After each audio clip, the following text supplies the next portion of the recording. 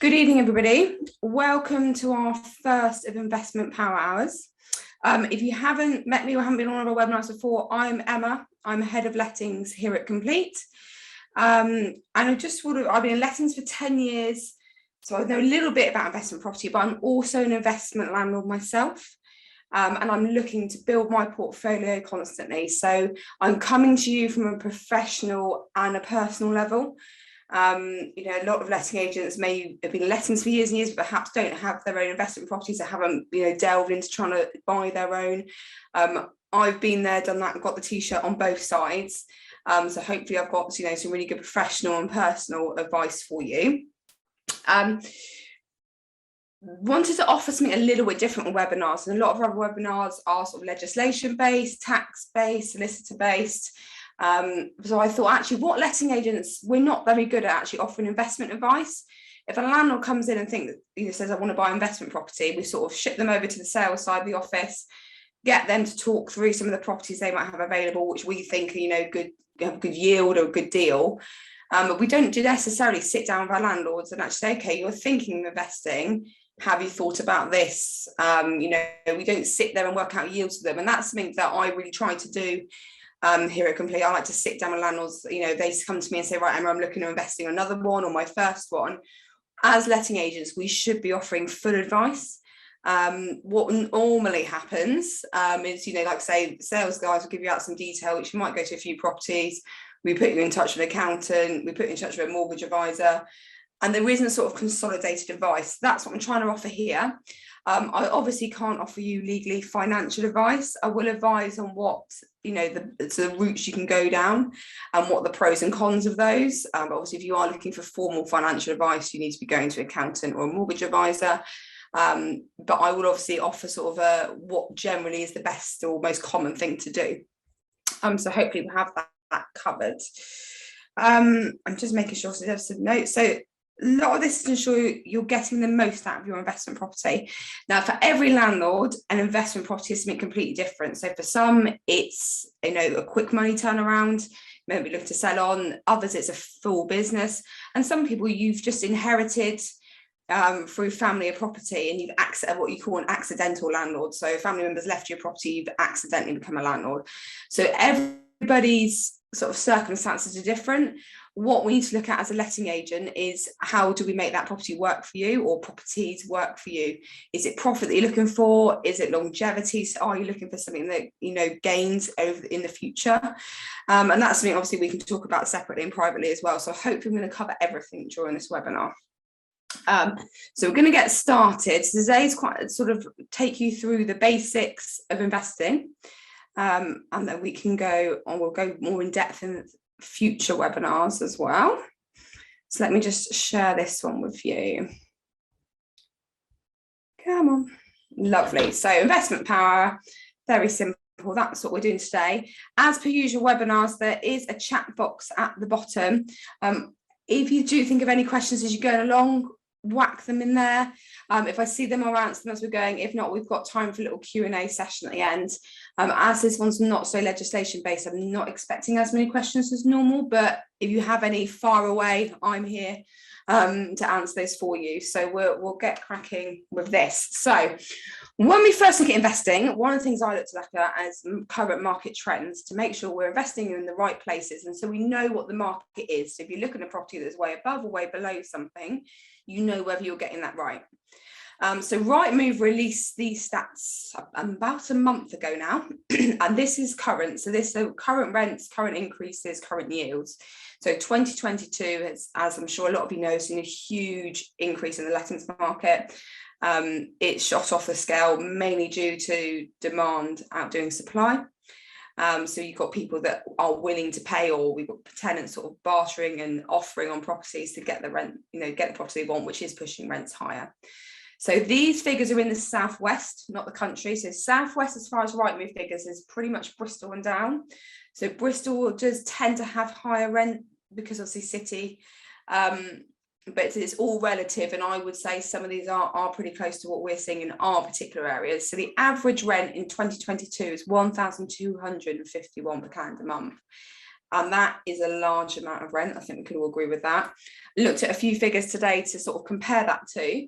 So in 2018, so we'll call it pre-COVID, or before COVID, it's called BC, before COVID, the average rent was £846 a month.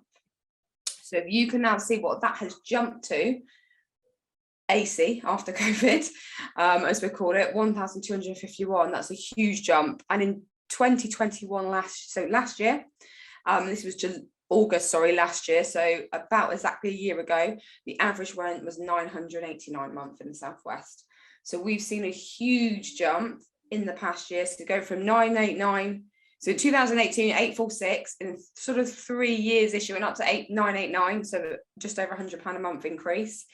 We're now looking a year on in sort of a £200 increase in just a year.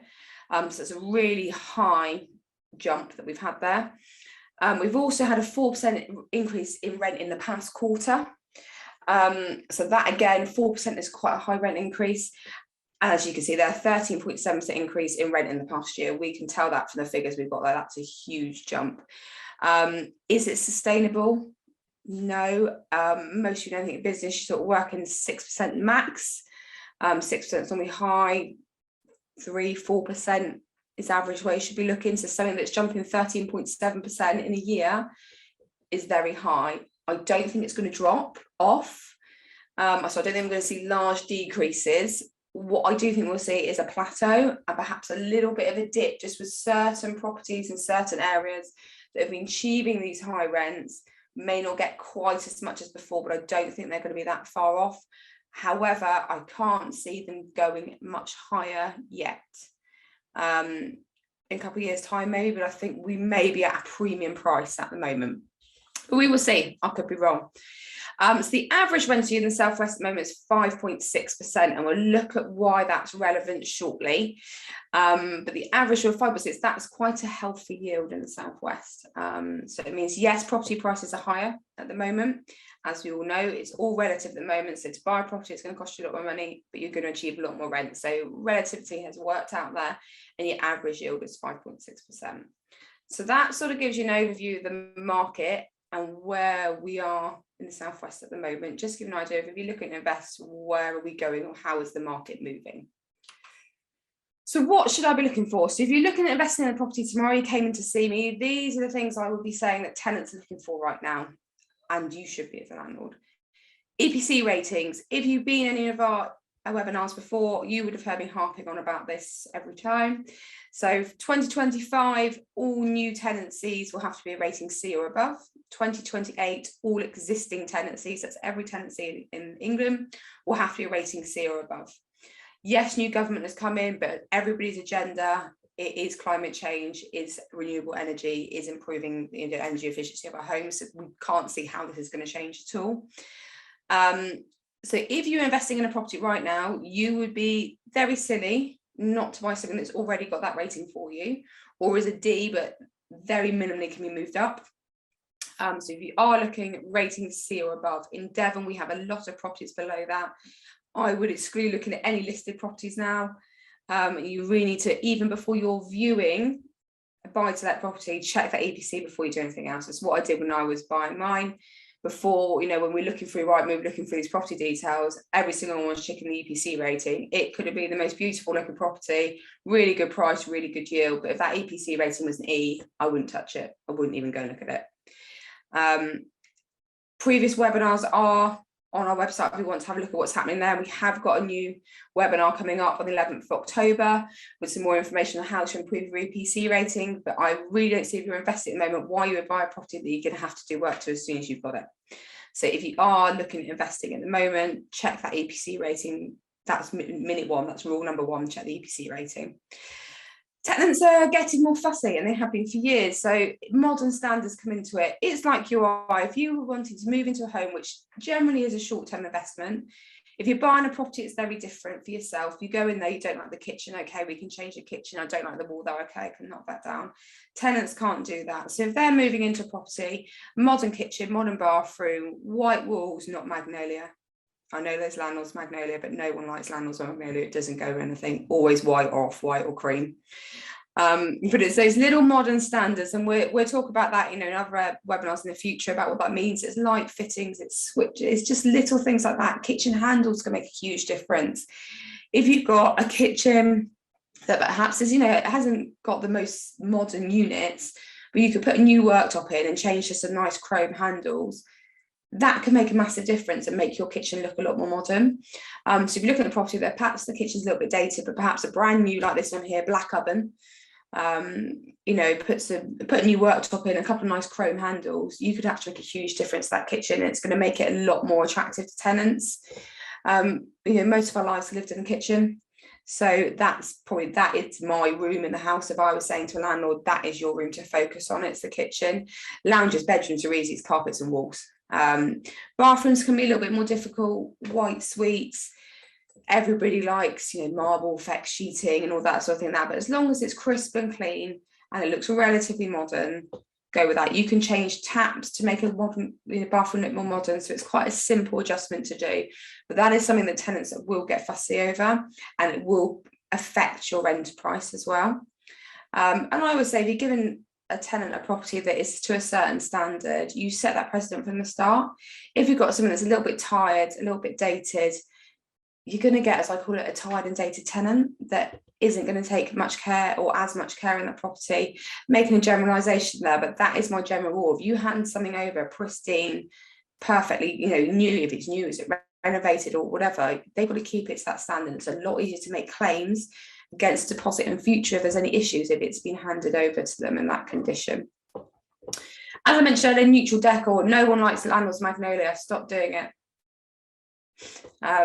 It doesn't go with a tenant's furniture. It doesn't look great. It makes photos look dark. It makes the house look dark. White, off-white, cream, that's the way to go. Carpets, again, that comes into decor in my eyes.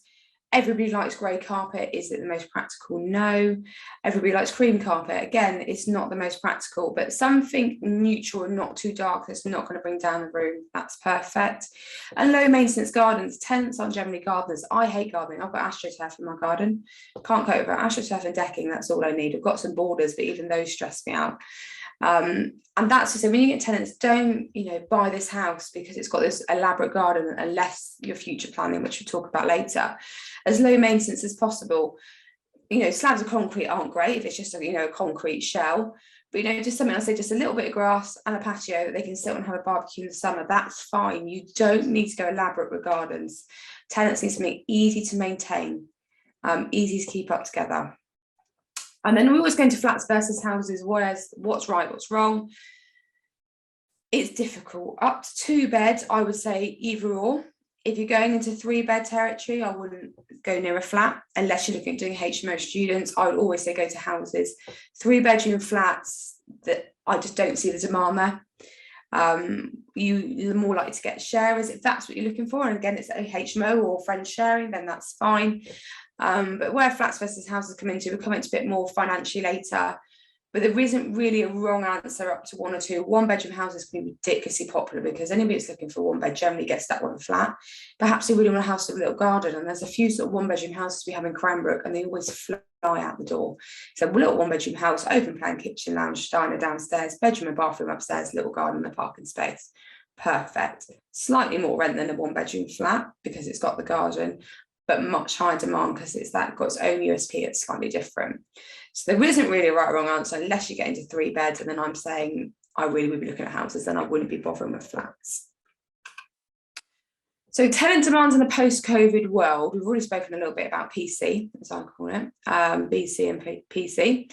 So gardens and outside space. So having a garden or some outside space became more important. Obviously, during lockdown, a lot of people live in flats without balconies. They were stuck within 4 walls, should we say, for argument's sake, for a very long time, day in, day out. So we have found probably a slight drop in flats, not really recordable, but I would just say with people calling in, they would consider a flat, but they'd rather a house. Not saying these tenants want elaborate gardens. I'm not going back on what I've just said, but they want some outside space so they can sit out. They've now begun to appreciate what they have got or what they could have had. So that's worth considering. If you are looking at buying a flat, has it got a balcony? Is there a communal garden which tenants can use? Office space, extra bedroom, we have seen an increase in tenants, perhaps as a couple. We're normally looking at 2-bed, we're actually looking for 3-bed because they want their room, a spare room, and an office. We've got people asking for extra reception rooms. A lot more people are working from home now. So it's worth considering when you're looking at perhaps a smaller 3-bedroom property and a 3rd bedroom's a little bit diddy. That could be fine because you could have that couple, that young family that just need the 2 bedrooms, but actually that little space is perfect for an office. So it is worth bearing in mind having that extra bedroom, even if it's not that big, or an extra little reception room downstairs, which you weren't really planning, but it could work. We've got some tenants that are converted back to garages. So you might be looking at property with a garage, thinking, well, it's not really a garage. No one puts cars in the garage, so it's fine. If it's sort of a usable office space, actually that could be really attractive now to these tenants. It's that unique part that your property can offer. I never used to like properties that we used to go to where they had all the built-in office furniture, all the good cupboards on the wall and the desk space. Actually, now I'd be really happy if we went to property with that, because that is definitely a unique selling point. We can pinpoint those that are working from home and say this property has already got your office built in. You don't need to bring anything with you, it's already there done. So actually I think that's really attractive, whereas before I'd be like, oh, it's a 3rd or 4th bedroom or 5th bedroom, whatever it be. But actually it's not, because they've got all this office furniture that they're not going to need to use. Whereas now, 60%, 50-60% of these tenants that are going to be looking, they're going to want to use that. So if you're looking at property and you're thinking, oh Christ, I'm going to have to pull that down, I wouldn't do it. So that's a really good selling point. Internet speed, not my strongest subject. It's not something I know a huge amount about, but tenants are asking a lot more and constantly, is it good internet speed? Perfect examples of Rightmove and Zoopla. Tenants can actually go on to the property advert and find out what the internet speed is at the property. So it is worth considering, and you can do that on the sales side of things as well. And you're on these portals, just checking it's not low. We know fiber's coming in, in a lot of places now. It has not already got it, but it is important, again, for the same reasons before. Tenants are working from home, so they need good enough internet speed to be doing Zoom meetings, webinars like this. So they need that internet speed to be there. So it is worth considering as well when you're looking at properties, checking into there, because if a tenant goes to view your property, they absolutely love it, but they go on to check the internet speed and it's not going to be good enough for what they need it for, then they're going to pull out of your property straight away. So it's worth looking at. One thing we have noticed, the one thing that has sort of taken a downgrade, is parking's not as important. Back BC, before COVID, I remember having conversations with applicants talking about their requirements, what they wanted, what was essential, wasn't essential. Parking was essential, I'd say 90% of the time. Now when we're talking to applicants and we're registering, booking them, interviewing, seeing what we've got for them, we're always asked the question, do you need parking? Is parking essential? And they're going, well, I've got a car, but it's not essential. Or actually no, I got rid of the car, I'm getting the train. Or I got rid of the car because I don't need it, and but that's why I want to be in the town centre so I can get to everything I need to. So not as big an issue anymore. I would always say a property with parking is always going to be liable for more growth in the future for resale value. If you're looking to resell property, I say parking is quite important. So this is where it goes back again to what is your reason for investing? How do you make this work for you? So it depends on your goals in terms of parking, but it's not as important for those tenants anymore. I'd say it's still a factor, but it's not as important as it was. So that is our PC COVID. So a few things have changed in the past few years there. So now we know the type of property, how do we calculate our returns? So it really amazes me the amount of landlords that come into us or speak to new investors or potential investors who don't actually know what a yield is and why it affects them. So the yield is to work out the return you're going to get in your investment. So when you put new money in, how much is your rent going to earn you year on year? So how do you work out your rental yield? So what you do is you work out your annual rent. So if it's 600 a month, 600 times 12 divided by your purchase price, and then times it by 100, and that gives you your yield. So if your rent was £800 per calendar month, so if you've looked at a property with an agent and they've told you, yeah, this will rent £800 per calendar month. So that gives you the annual rent of 9,600. The purchase price is 150. You might get it for less than that, but you're working out your sums now before you make an offer on the property. So if you work that out, so 9,600 divided by the 150,000, that's 0.064, giving you a 6.4% yield. So that's a pretty healthy property. And you can work that out on your yields now. Your yields will fluctuate. You know, what you bought your property for 10 years ago, your yield was then is going to be very different to what it is now, but it's the return you're getting on the money you've invested in that. So you need to be looking at that, and we'll look at what a healthy yield is very shortly, but it's just important to be aware of how to do that calculation. If you really want to cheat, if you type in rental yield calculator on Google, it takes you to a yield calculator, does it all for you. But obviously we need to show that is how it works out, but there is such a thing as the rental yield calculator online. What really frustrates me is when agents advertise online, you know, brilliant rental property, brilliant investment property, but don't actually put the yield. For me, obviously, I look at yield, so it'd be really helpful to do that. So it's something you need to be working out yourself, because not everybody is advertising these properties, so they advertise as great investment properties with any information on them. They say they're great investment property, but they don't give you the rent it could achieve, and they don't give you the yield you're going to be achieving from it. So that's so we need to be working out the sums ourselves sometime, and working out a worst case and a best case scenario. I know when I'm looking at property, I would write the minimum that property would get would be X. This would be what I want to put it on for, and then there's like a middle every day of the week value, and that's where I know I've got a median value. And does that work for me? Is that giving me what I want to get back? Don't just go on that first number that agent says it's going to get 800, because could go to the market, and at that time there's say a house on the same road on 850, so you actually might be getting more in your return. Or you go on and the market's not quite as good, or it's just, you know, over Christmas or something like that, and you might only get 750. So you need to be working that backwards. So you need to have a yield range, I would say, from what is that minimum. It would not go for less than that. Your every day of the week comfortable value, and the value that you would want to put it on at, so that top, you know, the realistic top value, and work in that period there.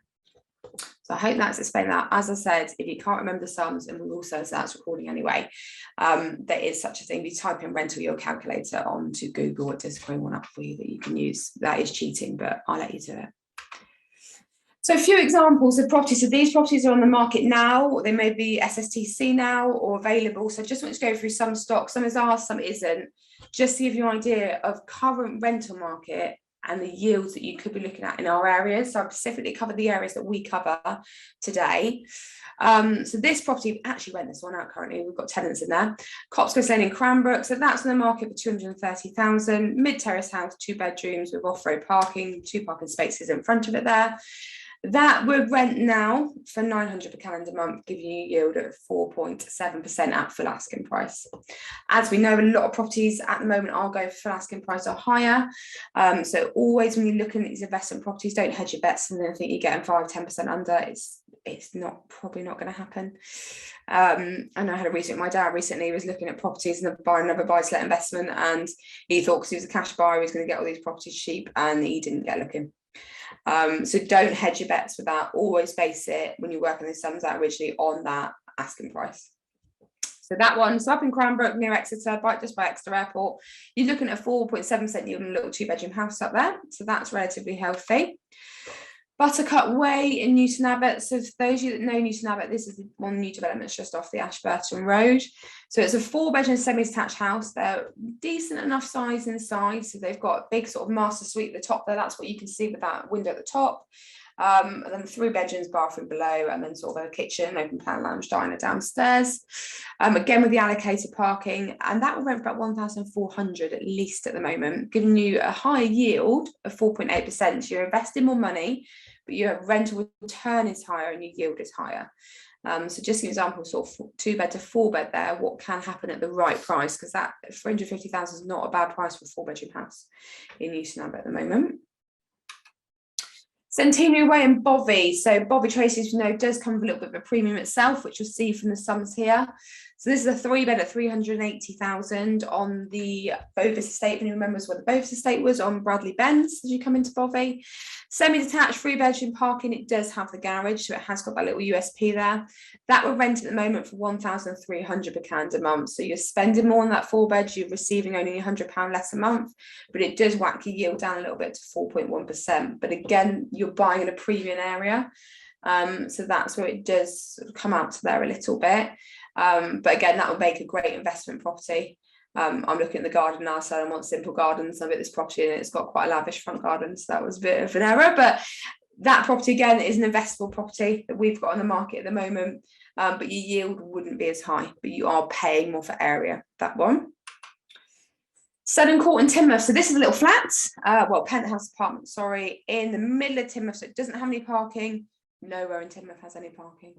But it's really nice, you can see, really nice, a nice balcony. We're talking about outside space of flats. It's got that balcony up there, large balcony, 2 bedrooms. This rent, sorry, for 850 pounds a month at the moment, giving you a yield of 5.1%. So that is quite a healthy yield in Plymouth area, in Teambridge area, to be fair. Really nice condition property, so perfect for investors because you could go into it and start it off. Properties like this in these newer blocks of flats, even without the parking, you're still only getting 850 because Plymouth doesn't have parking. It's sort of a known fact. If you did have parking, we'd be looking at a lot higher rent on that just for the premium, but that's an example there in Plymouth. Then we look into Plymouth, so another area that we cover quite heavily. So this one's an Old Park Road in Plymouth. This one's in Peveril. Plymouth is a diverse area, so it's important to invest in the right areas in Plymouth. And this one is on the market 130,000. It's top floor apartment, 2 bedrooms. It has off-road parking, and it rents for £750 a month with a yield much higher in Plymouth of 6.9%. That is not uncommon. Plymouth is a very highly investable area. It was voted last year top area. It was in the Independent, I believe. It was the #1 in the country investable areas, property to invest in. Obviously, it's got a large student market down there, which probably flooded that a little bit. But you can see the difference in yield there from TQ to PL. And that says for investing less money, you are gaining a lot more in yield here. So just a question, what about maintenance charges? So some of the flats, yes, obviously, and we come into a little bit further as well later on. Some flats obviously do have ground rent service charges.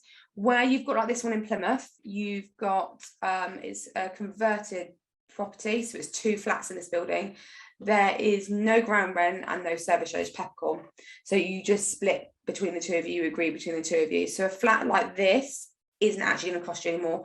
Yes, it's leasehold, but this one, the leasees own upside down, so that you own the freehold. The top flat owns the freehold for the bottom flat, vice versa. So where you've got properties like this, older style properties normally, where they've been converted into 2 flats, 3 flats, whatever it looks like, they normally have a lot less charges. So normally a peppercorn ground rent, and there's no service charges because you just do it all between yourselves. Where you are looking at Centennial Court in Plymouth, there probably are ground rent and service charges. So that is what is worth looking at. What I've got properties of both, and we'll talk a little bit more about why later. When you work out your sums, you need to be adding into your costs, and we'll look at that in our next investment power when you're working out your actual final costs and what you're earning from that. So yield doesn't take into account those costs necessarily, but you could add them. So you could add them to your purchase price. So if you know your ground rent is going to be £2,000 a year, let's say, and your service charge is X month, add that all up annually and add that to your purchase price and work it out that way, and that would give you your yield that way. So for sort of more purpose-built blocks of flats like Centennial Court, yes, you're going to have those additional charges. If you're looking at converted properties like this one in Plymouth, you're very, very less likely to have that, because it will just be between yourself and the other owners in the building to work that out. So I hope that's given you some examples and insight into areas. So what is a good yield? So when we say what is a good yield in a certain area, what should we be getting in this particular area? So TQ 4 to 5% is normal. In the 5s, you're doing pretty well. Plymouth 6 to 7% is normal, and I've known landlords to get 8% plus. The difference with the areas is, so TQ areas, so we're talking Newton Abbott, King Stainton, Bobby Tracy, Chudley, Teignmouth, all those sorts, and probably going to Dawlish as well, to be fair, EX. And into Exeter, 5%. I probably should include that, apologies. 5% again is a good 5 to 6% max. Would be a good yield in that area, but depending if you're a student or not, or where you are in Exeter, it's quite a diverse area. But 4 to 5% in Cranbrook is where I put it. it's more of your run the mill. So you know your areas, they're smaller towns, they're going to cost you more money to buy, and your rent's not going to be so high, so your yields are going to be lower. But if you've got a property in a TQ area and you're getting a 5% yield, you're doing really well. That's an average yield in that area. Plymouth is going to achieve you much higher yields. Like I said before, you do need to be selective of where you buy in Plymouth. It's a city, it's a student city. And with cities, there are obviously good areas and bad areas. Areas which I think, the one I showed you there that's in Peveril, that's a good area. Pick that property up and put it in another area of Plymouth. You're not going to be getting as high rent. You're probably going to get your yields still going to be high, potentially higher than anything in TQ areas, but you might not be attracting the best type of tenant. You might have a shorter term tenant, and actually you could spend the same amount of money ish somewhere else and get more for your investment, better return on your investment. Plymouth investment is my speciality. So if anybody is thinking of investing, wants to know more about where in Plymouth, what to look at, please do give me an email or a call separately. I'm more than happy to go through that. It's just to sort of show you areas at the moment in Devon or in sort of South Devon where are we looking, what we're looking at. So if you're, and again, this comes back to, what are your goals? What's your property and investment goals? If you just want a property in an area which you can drive past, pop past, know it's okay, or when the tenants vacate, you can go in really easy and decorate, then if you live in a TQ area, then a TQ property is probably better for you because it's that ease. If you're looking for money making, if you're looking for something that's going to give you a good investment, good yield on return, if you're looking for something which is going to build a pot for the future, whether that's retirement, children, whatever that looks like, you may be better looking towards PL areas. So again, this is completely dependent on your property investment goals. So that's why we're covering all areas. Not saying you have to go and buy in Plymouth because it's a better area. It depends on your property goals and what you're looking for. So one thing we've seen a big increase in the past year, something I want to cover, is buying a property with tenants in situ. It's mainly come up because we've had a lot of landlords selling their properties in the past year to 2 years.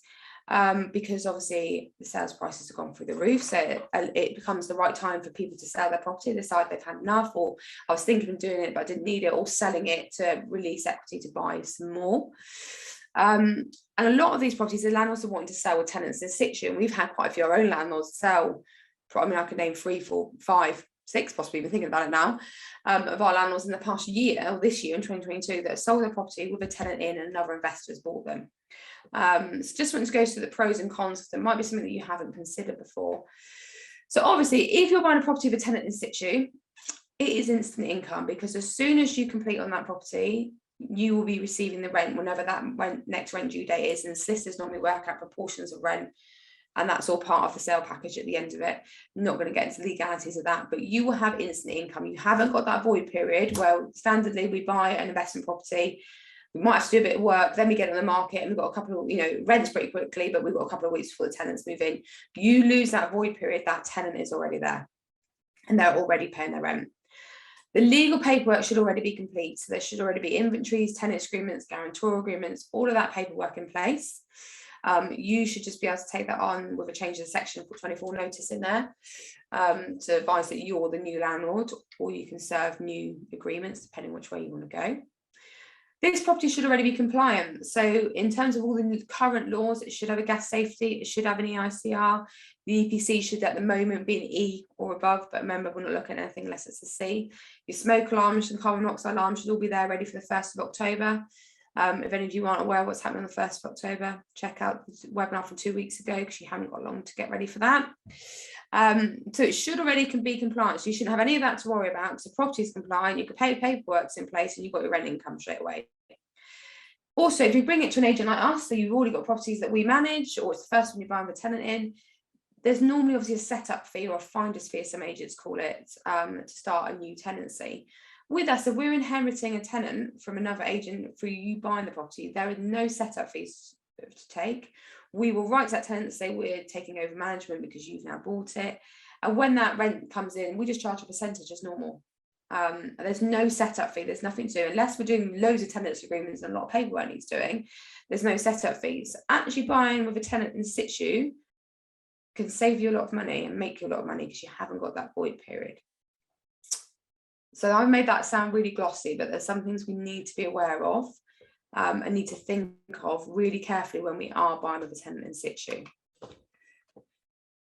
So when we're talking about the cons, restricted options with lenders is higher risk. So this is obviously the case. Mortgage lenders don't like lending on a lot at the moment. You are buying property with higher risk because you've got a tenant in situ. So there are restricted options with that. I'm not a mortgage advisor, so I can't really advise on who, what, why, when, where. But there are, more restricted options with lenders because it is classed as a higher risk property. Obviously, it's fantastic if all those legal documents are there, but you have no control of the standard or legal standing of those documents. So if the landlord bought a tenants agreement, which is like used to be able to do from WH Smith and did it that way, it's likely not to be worth the paper it's written on. You don't know, have what I basically check. We get a very good solicitor who's done this before, who checks through this with a fine tooth comb. Is that tenants agreement good enough? Check the gas safety, the EICR, the EPC, they've all been signed in the right places, they're dated in the right places. Any of those, the inventory, is the inventory there? Is it photographic? Has it been signed by the tenants? All of these original documents need to be checked with a fine tooth comb to what you're buying. With this is in there, that paperwork has a legal standing. When it goes over to you, your solicitor will serve a section notice which will say that you've taken ownership. I normally, when landlords come over to us 9 times out of 10, advise the landlord, we offer these tenants a new 6 or 12-month tenants agreement in their new landlord's name. You don't have to do this, but it's what I like to do, because then we know they're on our tenants agreement. I know all the clauses in that tenants agreement, so I know what they're abiding by. Tenants feel a bit happier because the new landlord's bought their property. Is he going to sell it? Is he just going to buy it and sell it? If they know that new landlord's going in and giving them another 6 or 12-month tenancy, it's going to give them a little bit more security. And there also is an option there for you, if perhaps the rent is slightly lower, you could increase the rent slightly, only slightly, but this is what I would normally do. But if you are buying a tenant in situ, get yourself a very good solicitor or get an agent to look after every single bit of paperwork that you need, and make sure you've checked with your letting agent and your solicitor that they have got copies of everything. So they don't just want the tenants agreement, you want to know that gas safety, that EICR, the inventory, guarantor agreements, anything in relation to that tenancy has been covered, and that you've got copies of all of that to pass on or hold into your file. And also, are the current tenants the right fit for you? When you viewed it, you're going to have a pretty good idea of, one, how they're looking after the property. If you're going into property, it's an absolute mess, you're probably not going to buy it with that tenant in situ, let's be honest. But also, if it's a 2-bedroom house and they're there with their 3 kids and you feel it's a bit small and you don't quite like it, if you're not sure, don't do it. Because you're buying with those tenants in situ, you're inheriting that circumstance. So you need to make sure that, one, you definitely view the property. 2, it's always nice to know the tenants are there, so you've even in passing seen them or met them, whether you're going to be managing it or not, you can get a good gauge for that. But just make sure that you're happy with those current tenants in that property. This is probably the first time as a landlord you're going to get to actually see how your tenant lives before you even bought the property. Obviously 99% of the time we do referencing, a tenant moves into an empty property of yours, we are 99% sure they're going to be fine, but we haven't been into their house or lived with them, so we don't know. But you're going into their property and seeing that, so it's a really unique opportunity. But you do need to make sure that they are the right tenants for you and that you're happy with that. So that was just a quick whistle-stop tour of tenants in situ. There are a lot of properties available at the moment, which will be advertised to investors only, because a lot of landlords are looking to sell with their tenants in. If that's something you would consider, do drop me a message and let me know, and I can have a look with our sales team and see what stock we've got left with tenants in. I think most of ours have been sold on to investors now, because we've normally got investors looking, but you never know what's going to change. And also, it's worth asking, if you are doing it, what documents you need. So I'm more than happy to assist with that as well. So this is where we get into more sort of serious investing side. So homeowner versus investor mindset. We've also spoken briefly earlier about when you're looking at property to buy for yourself. Don't like the kitchen, it's fine, you can change it. Or bathroom's a complete mess, it's fine, you're going to go and then change it. Don't like that wall, they're okay, you're going to go and knock it down.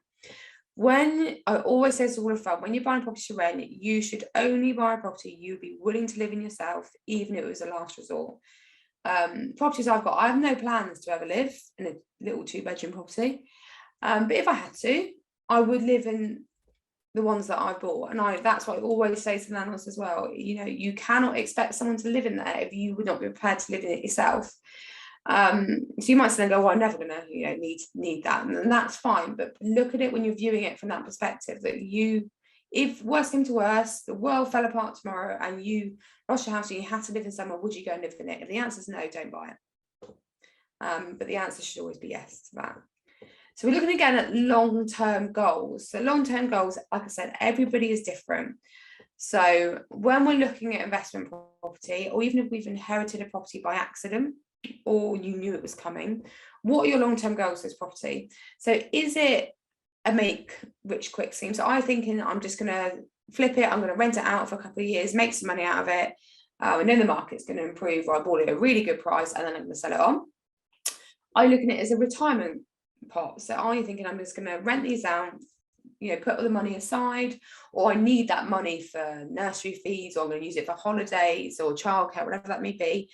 But I'm going to use the equity in the property at the end. So I'm going to sell the property in 20, 30, 40 years time. And that's my retirement pot. A lot of people buy them for their children, so they buy it for future.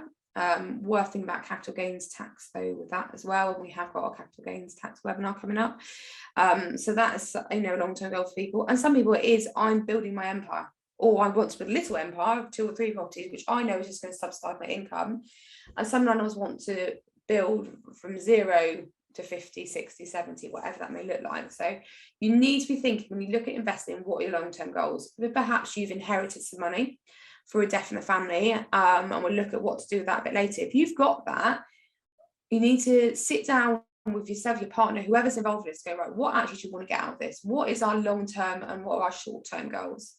So short-term goals be right for the here and now, we just want to be putting it a little bit into our premium bonds or our savings account, or we need that to pay for after school club or something like that, because you've got to take out your tax, you've got to take out a little bit of maintenance funds there, put that aside each month.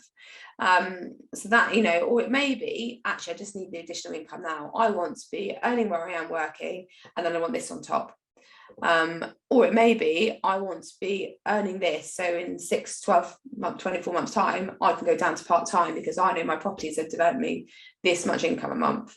So really worth looking at those short-term goals and those long-term goals. So the short-term ones are normally, what is the income right now? So what rent am I going to be achieving? And those longer-term goals are, what's this property going to be worth to me in the end? So it's worth looking at what are your goals along the way, and sit down, write them down, write everything down, but write them down so you know what you're working with. And then when you're looking at property, you're working out your yields, is that going to work for you? Are you buying in a good area? If that property is worth this now, have a look back for those right move sold house prices. How much has it moved on over the years? Is it going to keep increasing? Is it an up and coming area?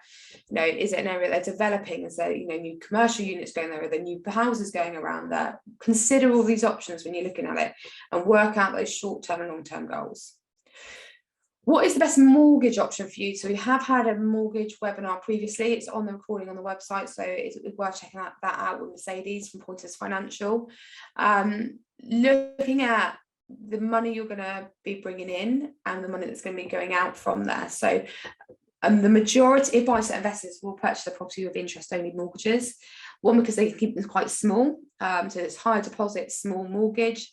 Obviously, bear in mind that when you're submitting your tax returns, you can only claim back your interest on your mortgage. So if you've got a repayment mortgage and that's £800 a month, and the interest on that works out at £100 a month, you only have to claim £100 a month off for your tax relief from that.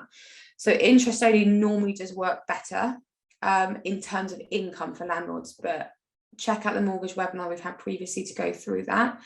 But you are more likely to obviously have higher returns on that. Again, as we said before, would you live in the property? That's my biggest thing. Don't buy it if you wouldn't live in it. But also, that's what we're looking at, longer term goal. Have you bought this property? And I've got landlords that do this now, because you're in your 30s or 40s, whatever, maybe in 50s, you're thinking, when I get to 60, 70, I want to retire to Plymouth in a nice little flat on the back beach. So I bought this now, I'm going to rent it out for 10, 15, 20 years, whatever it may be. And then I'm going to move into it. That's fantastic. But you're going to be looking, your long-term goals obviously very different. Your long-term goal is you just want to live in it. You might not be worried about is it value at all. So actually your short-term goals are property maintenance. And maintaining that property the highest standards you can throughout that. So you need to be looking at, what standards that property now. If that is what you're going to be doing, you're not going to be wanting to buy a property that's a little bit run down, a little bit tired, you'll want to buy property that's top spec and ready to go. So it's easier to maintain for those next 10, 15, 20 years until you move into it. And it might not be perfect now, but you know, so well, actually it's perfectly fine for tenants, but when we move into it in our retirement at Plymouth on the back beach, we want to, you know, take that wall out so it's all open plan downstairs, whatever that may be. So again, it's a really different conversation to be having for every single investor. And so yeah, like I say, don't buy a property you wouldn't live in yourself, but if you are going to be living in the property in the future, if that is your plan, or perhaps it's a plan for your children, that you've bought it for your, you know, your daughter, for argument's sake, that, you know, when she leaves school, leaves home in 2, 3, 4, 5 years time, you're going to rent it to her or him. Again, looking at what are the important things, what are the short-term goals, that do you want to earn some money out of that now so that you can put a new kitchen in when she moves in, or give that to her as her sort of start in life, or saving for a deposit to buy a house. Look at those goals, write those goals down, because it's really important to make sure you're getting the most out of your property. And that's how you reassess your investment as you move along as well. Is this investment working for me? These are my goals at the start. Short-term goal wise, are you taking these off each year? If you're not, maybe it's not quite the right property, and maybe it's time to sell it and invest the equity somewhere else. Portfolio diversity, so that comes back down to flats, houses, HMOs, student properties. So it's always advised that you have a diverse portfolio. So as sort of Adrian said earlier about sort of service charge and ground rent, it's probably not the best idea to have lots and lots of these modern apartment block flats that have really high service charge and ground rents, because you're going to be finding that you're decreasing your value and what annual return because of what you're spending out on them, and that's before you've even done any maintenance on any of the properties. But if perhaps you've got some, you know, converted properties on there, you might have a house on there, so you've got a leasehold on a property. Depending on the scope you go to in your experience, maybe you're a HMO landlord and you've got 3 or 4 HMOs, but actually we know sort of the stress and the additional work that comes with a HMO. So it's nice just to have a nice residential property on the side as well. And I know a lot of landlords that convert their HMOs back to residential, just to relieve them from the stresses they have had, and you know, just want, you know, a tenant, one family in there consistently for 6, 12 months, 2 years, whatever that may be. So looking at portfolio and just making sure it's diverse enough that you've got actions in different areas. If you've all got the same property, the value generally is going to stay the same for all of them. So if we got one that's perhaps going to jump up quite a lot in 5 years time, 200,000 in 5 years time, rather than having all of them are only going to jump by 20,000 in 5 years time. So that is worth looking at your diversity. Asians just asked, what is a HMO? Sorry for not explaining. It's a house of multiple occupancy. So it's a bit like a student let. It's shared housing is another way of calling it. It's where you have 3 or more people that aren't from the same family. The white sharers come into it, normally student housing. So you've normally got individual rooms in a property. Every door's locked, so the tenant has a tenant's agreement for that room, and then there's communal areas, so kitchens. A lot of them these days have their own ensuite bathrooms, but some have shared bathrooms, but all the other spaces are communal. They come with a lot more legislation and laws attached to them and things you have to do, but obviously we'll get into it in a bit. A HMO, now we have HMOs of us, we've got an 8-bedroom house in Newton Abbott. Each room rents out for £600 a calendar month. So the income for that landlord is substantially higher than if he was renting that house out as one unit, because obviously one room would be a lounge, one room would probably be a dining room, etc. So it wouldn't be an 8-bedroom house, it'd probably be a 5-bedroom house, but he converted it to an 8-bedroom HMO. And got the license for that. So that's where, again, portfolio diversity comes into it. The income is generally a lot higher with a HMO, but it's a higher turnover. You've got 8 tenants there, all on 6-month tenancies that give you notice at the same time, different times. You've got a higher fees going through with finding tenants there as well.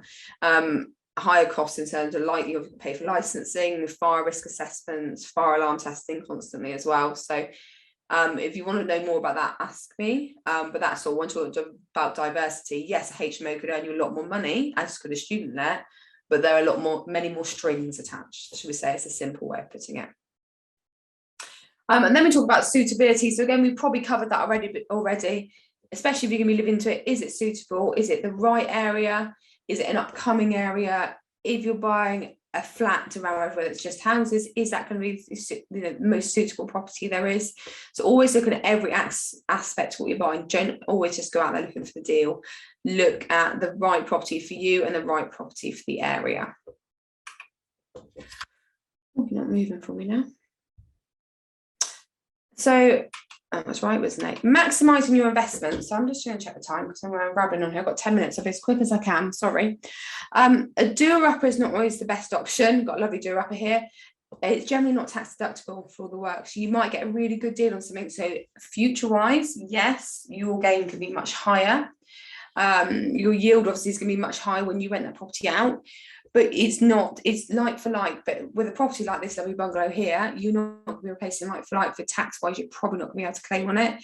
So do bear that in mind. If you're buying something that completely needs gutting, it's probably not gonna, it's not tax deductible. It's going to make you your money in the long run, but it's not going to do anything for you right now. Budget carefully, as we said. When you look at properties, it might have a slightly dated kitchen, but can you just replace the worktops, the handles, some light fittings, and actually put it in rather than a brand spanking new kitchen? And always bear that in mind when you're looking at these properties. Budget really carefully for what you need to do. I would say 99% of the time we buy a new investment property, we're going to have to decorate it. Just to freshen it up. We might have to put new carpets in it, but make sure you're putting that into your calculations, which we will go on to a bit more in our next investment power hour, to make sure that you're gaining the most out of that property. You're not buying it and spending all that money. And that's where I come back to that EPC rating. The cap on the EPC rating of hitting a C is £10,000. You have to have spent at least £10,000 in order to be exempt. You don't want to be buying a property and having to spend over £10,000 to start with. So budget carefully with your properties. We've spoken about interest-only mortgages. Again, please go back to that mortgage webinar, which is in the recording part of our website, which talks a bit more, obviously, with financial advice on the mortgage options, the pros and cons of interest-only and repayment. Obviously, interest-only mortgages are a lot smaller. Obviously, at the end, when that fixed term comes in, you sell a property, you do have to pay back the entirety of your mortgage, but hopefully you've earned a good enough equity in that property, because interest-only mortgages aren't going to work if you're going to buy something and flip it and sell it in 2 years' time. The equity probably isn't going to be there unless you bought them in the past 2 years. So that's why we're looking at pros and cons of that, but the majority of buy-to-let investment does come down to interest only. Again, we've spoken about this. Open up your options. Flats, they have ground rent and service charges. Some of them don't, as we know about the converted buildings. HMO, as I said, do have higher income, but there are lots of other strings attached to those. And houses are your freehold, so you're in charge of that property. That's where a lot of landlords like to just buy houses, because they own the freehold. It's theirs. You're not accountable to anybody. You can do what you want with. So that's where you're looking at maximising that. You do up, or is not always the best option. A lot of investors think that, but it's not always going to be. Not always. So maximise your investment. If you're thinking long term, so you're thinking, right, I want this property as my retirement fund. So when I sell this in 30, 40 years' time, or whatever it may be, I want it to have earned money. So let's look at some little things you could do now to do that. So the biggest thing you can do to maximise is maximise the available space that you have.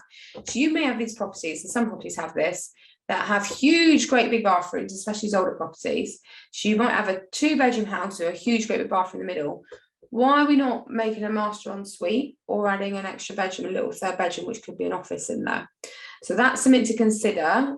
If you're putting rent aside, why don't we start putting some rent aside to do that development to the property in a few years' time? It's going to add value to your property. An ensuite is going to add value. A 3rd bedroom is definitely going to add value. So you need to be looking, if you've got a large bathroom or an exceptionally large bedroom, can we make another one? But do it properly. Don't just whack in stud walls necessarily. Make sure it's done properly. So, and you've got buildings regs and consent and all of that, please. But so it's done properly, but you're increasing your value of your property by adding on suites, by adding these extra bedrooms in. Perhaps downstairs you could, add a study in there. If you've got a really big sort of L-shaped lounge, diner, kitchen, you could put a bit off and make a study, bring the garage forward, got an extra size garage, put an office at the back of the garage, put a window in there. There's lots of options there. Quite an extravagant one, single story extensions. A lot of landlords with long-term planning do that, not necessarily just a conservatory, but perhaps you've only got a little kitchen. Can we do a single story extension off the original kitchen and make it into a big open plan kitchen diner there? Again, it's adding value to your property for the future, but these really are based on long-term investment goals. If you're thinking of doing a flipping in 5-10 years time, probably not worth it. But if you're looking 20-30, definitely worth it. Understairs cupboard, could that make a downstairs toilet? Believe it or not, I would add value to property. When you're looking at a property, would you be looking if it had a downstairs toilet? It's a lot easier. So yes, if you've got, and they're not expensive to do, done right. It doesn't need to be anything swanky. If you've got quite a large understairs cupboard, why not make yourself a little downstairs toilet in there? Again, future-proofing that property. Making sure that you're maximising all the space you have available in that property to increase its value for the future. Refinancing, so just briefly touching on this, as Mercedes said in her webinar, which I'm sure you'll go back to, keep an eye on interest rates. You can refinance in advance of a fixed term ending. So you can start, I believe, 6 months in advance, you can start to secure a rate. That is changing constantly, obviously, with lenders bringing in restrictions, the Bank of England. But if you see, your fixed terms coming to an end in the next 6 to 12 months, and you see interest rates start to drop, and you're on an interest-only mortgage, you can sort of lock in a fixed interest rate now, when your fixed term's ending, to make sure you're going on there. Do make sure you are remortgaging at the end of your fixed terms, going on to more than you need. Obviously, I know everybody says about mortgage costs there. You could be looking for a package. You could say to your mortgage broker, I want a package where my fees included in my mortgage. So it might be a nice fee, but it's in your mortgage. So that's perfect for that. You could also look at releasing capital from your current home or other investment properties. Again, speaking to a financial advisor about that. If you've got a 1-bedroom property at the moment and it has increased in value in 200,000, for argument's sake, in the past couple of years, you're not getting a great rent for it and your tenant's just giving notice, would you be considering selling that property and perhaps buying 2 buy-to-let investment properties on top of that, instead of just that one that was bringing you in £800 a month? You could be buying 2 that are both bringing you in £800 a month now. Worth considering. I'm really swimming through this, I'm sorry. So just a quick example, which some sort of investors that I speak to don't really consider. If you've inherited, for example, 250,000 and you want to invest in buy-to-let property, a lot of landlords go out there and say, right, I've got a budget of 200 or 200,000 because they want to put a little bit aside for works, etc. And they go buy one property at that, and that one property maybe bring them in a rent of 1,000 a month, let's say. What these landlords should be doing is splitting those funds and buying 2+ properties with small mortgages. I would say small interest-only mortgages are going to future-proof you. They're tax deductible if they're interest-only. So you could be earning, you're taking your tax relief in there.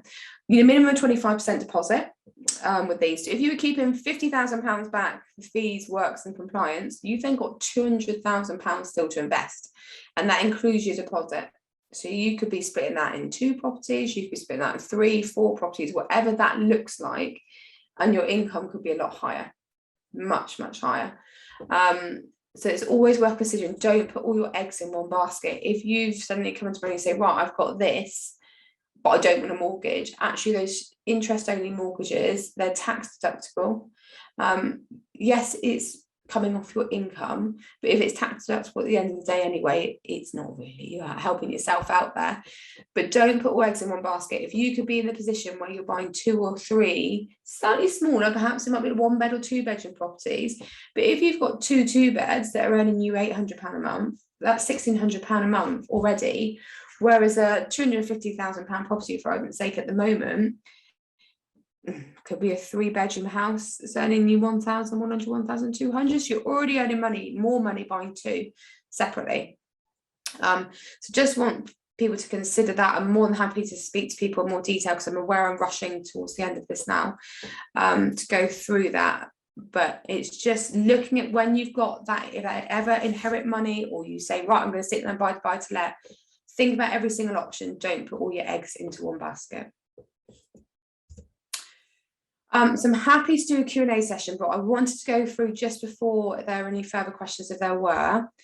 Future webinars, I know I've mentioned a few of them this evening. So coming up on the 11th of October is how to improve your property's EPC rating. That's going to be really important. That's with Simon Drury from Target CO2. So professional company, this is what they do for a living, and they offer packages to landlords to get your property, which include your EPCs, to get you up to C. They have access to government funding to get that all done, and that relates to your own home as well as any investment property you own. And we all know that mortgage lenders are getting really tightening the belt now on your lending on properties that haven't got an EPC rating above a C. So it is worth looking at if your EPC rating in your own home is quite low. We've got, with me, understanding right to rent checks, what they are, what you need to do. They are a legal requirement in the UK, whether it's an English tenant or not. So we're just talking through what they are and what do you need to do when you get them. Investment power hour number 2 is going back on Tuesday the 8th of November. So this will be quite an interesting one, going through evaluating the profitability of your investment and in-depth yield analysis, like we spoke about earlier, looking at your costings, so what you're spending out on, actually working out a calculator of how to work out how your properties are performing. So you can look, if you've got even a small portfolio of 2 or 3 properties, which of your properties are actually performing well for you, and which actually do you maybe need to consider selling, release some equity, and perhaps find somewhere different. So I'm looking forward to that one in November. Also got, I know this one will be the most popular, Wednesday the 23rd of November, reducing your tax and capital gains tax liabilities, with Andrew Brown again. His last webinar was really popular on making tax digital.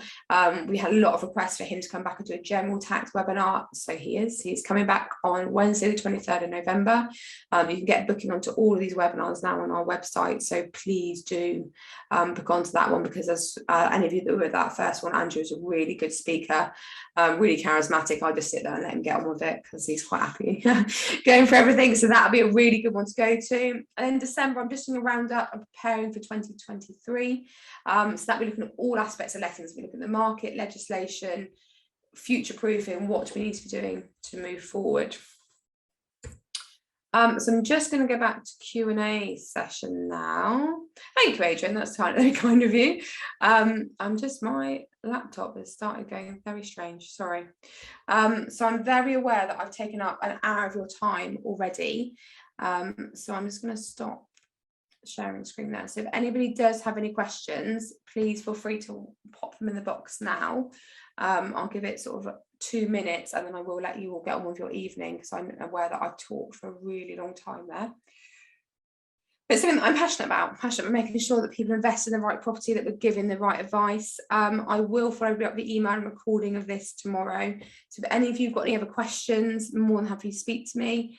If you are thinking of investing, I'm more than happy to set up a meeting over coffee, go through some options, what are the best options, where are the best options, where should we be looking. Like I said before, I can't give you financial advice, but I can give you professional and personal advice on what you should be doing with your investment properties or your portfolio, whether you have one yet or not, or you're aspiring to have one. So more than happy to go through that with everybody.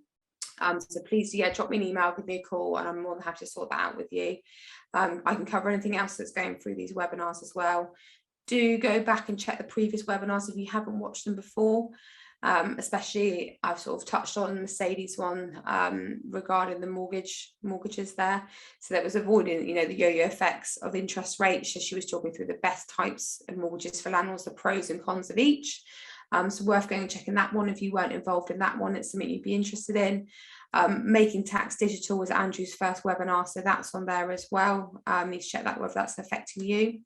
If you're not ready, 1st of October, the new smoke and carbon monoxide alarm law comes into place. That webinar was 2 weeks ago, so if you weren't on that one, you're not sure what that law is about, please make sure you go and watch a recording of that one. You have to be compliant by the 1st of October. So you have not got much time left. Make sure you're ready for that one. And we've also got, general ones like legislation on EPC ratings, obviously it changed, which I've touched on. And we have got that next webinar coming up on the 11th of October with Simon, which is going to go through making your property compliant and how he can help you, the pitfalls that he sees people fall through and fall for, I'm sure, which actually decreases their property's rating rather than increases, and then how he can help. And that'd be a really crucial webinar. It affects you in your own homes because, as we know, mortgage lenders are becoming tighter, and it also affects us with our buy-to-let investment properties. Mark, there is a link to the webinars. I will put the link on now. Let me get it for you, Mark. So, my laptop's going to decide to be really slow now. Let me get it for you. I'll put the link in for you. And I'll follow it up on the email as well. So you can see that there. Oh, come on. Sorry, my computer is losing me here. So that is the link to the website there.